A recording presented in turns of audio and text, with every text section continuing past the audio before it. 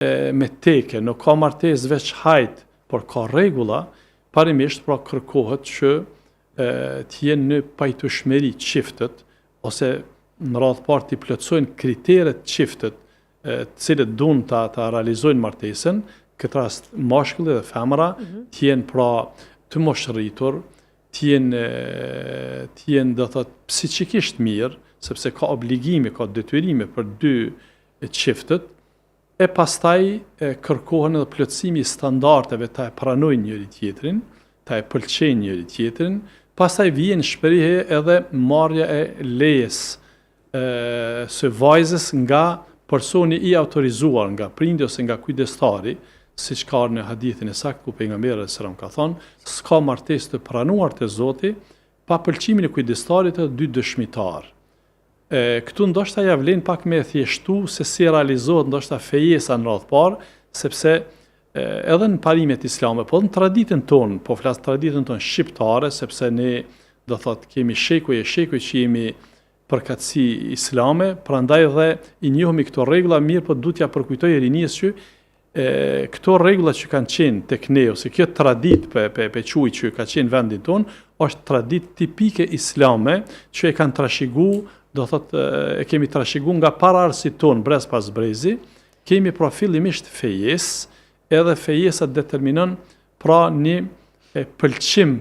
për martesë, është pajtim për martesë, nuk është asgjë më shumë, vetëm një është një pëlqim ose një premtim që e jep çifti për një martesë e cila do të realizohet,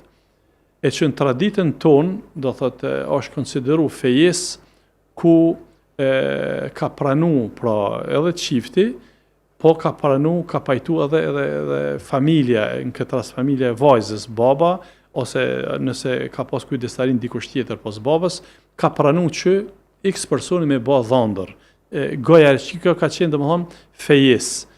Edhe këtu hyn do thot ajo radha ose hyn do thot rregulli i fejesës. Pra një lloj përhajri, siç njihet në traditën tonë, me marr dorën, do thot kur ka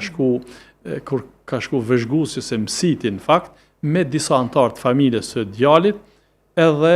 ja kanë bërë përhajr. Që kjo është konsideruar fejes. E pastaj, edhe pse kjo në fakt mund ta merr edhe statusin e martesës, në momentin që i bëhet përhajr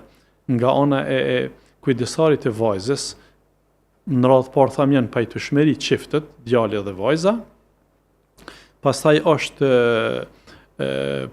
pëlqimi i kujdestarit të vajzës, ka dhe dëshmitar aty, jashtë familjes së ngushtë. Kjo konsiderohet në fakt edhe mund të konsiderohet edhe akt martesor, ani pse për aktin martesor doja pak ta zgjeroj bisedën, sepse ka nevojë ta bëjmë dallimin mes fejesës edhe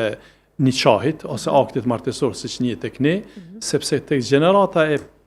re, po flas pas luftës, kemi një ndryshim, po flas në traditën tonë, jo në aspektin islam.